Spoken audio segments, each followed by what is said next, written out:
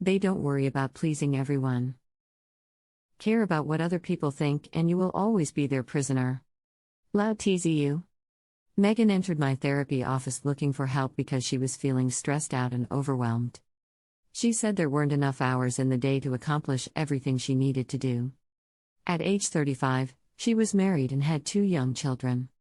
She worked a part-time job, taught Sunday school, and was the Girl Scout troop leader. She strived to be a good wife and mother, but she felt like she just wasn't doing a good enough job. She was often irritable and grumpy toward her family, and she wasn't sure why. The more Megan talked, the clearer it became that she was a woman who couldn't say no. Church members frequently called her on Saturday nights, asking her to bake muffins for Sunday morning's church service.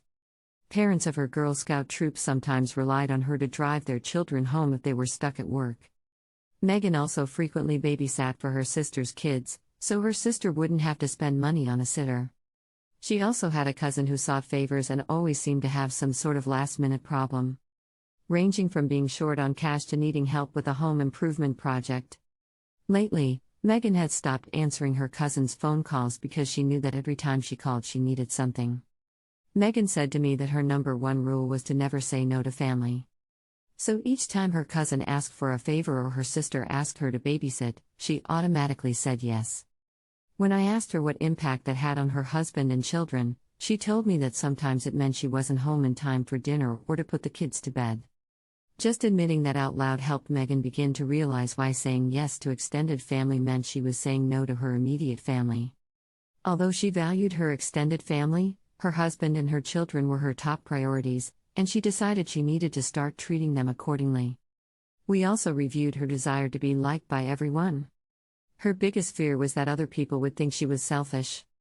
However, after a few therapy sessions, she began to recognize that her need to always be liked was actually much more selfish than saying no to someone. Helping others really wasn't about improving their lives, she was mostly giving of herself because she wanted to be held in higher regard. Once she changed the way she thought about people pleasing, she was able to begin changing her behavior. It took some practice for Megan to begin saying no to people. In fact, she wasn't even sure how to say no.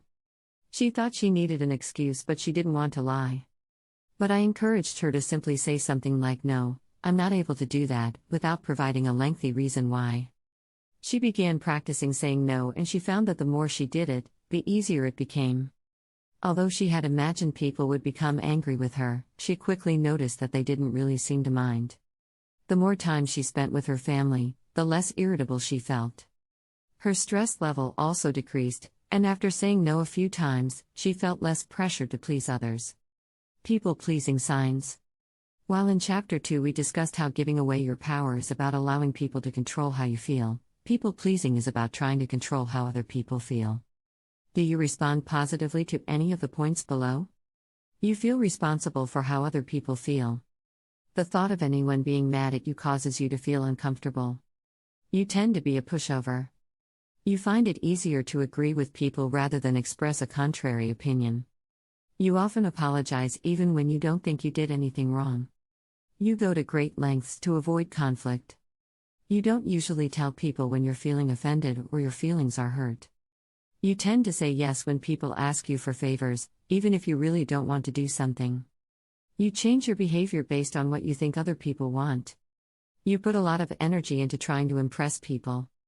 If you hosted a party and people didn't seem to be enjoying themselves, you'd feel responsible. You seek praise and approval from people in your life often. When someone around you is upset, you take responsibility for trying to make him or her feel better. You would never want anyone to think you are selfish. You often feel overscheduled and overburdened by all the things you have to do. Do any of those examples sound familiar? Attempts to be a nice person can backfire when your behavior crosses over into people-pleasing. It can take a serious toll on all areas of your life and make it impossible to reach your goals.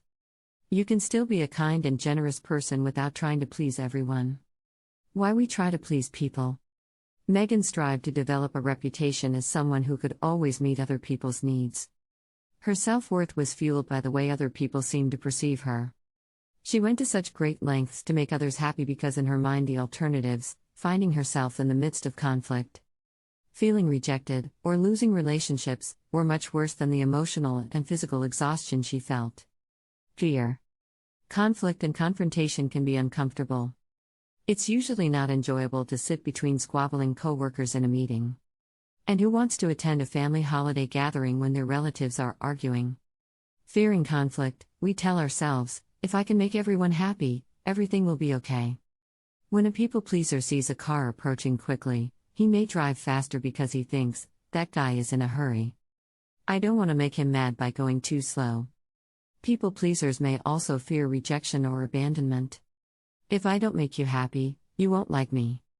They thrive on praise and reassurance from others, and if they're not receiving enough positive reinforcement, they change their behavior to try and make people feel happy. Learned behavior. Sometimes the desire to avoid conflict stems from childhood. If you were raised by parents who were constantly bickering, you may have learned that conflict is bad and keeping people happy is the best way to prevent arguments. Children of alcoholics, for example, often grow up to be people pleasers because that was the best way to deal with a parent's unpredictable behavior. In other cases, doing good deeds was the only way to get any attention. Putting other people first can also become a way to feel needed and important. I'm worth something if I can make other people feel happy. So it becomes a habit to always invest energy into other people's feelings and lives. A lot of my clients will often tell me they need to behave like a doormat, because that's what the Bible says they should do. But I'm pretty sure the Bible says to treat your neighbor as yourself, not better than yourself. Most spiritual guidance encourages us to be bold enough to live according to our values, even when doing so displeases some people. Thanks for watching. Please like, share and subscribe.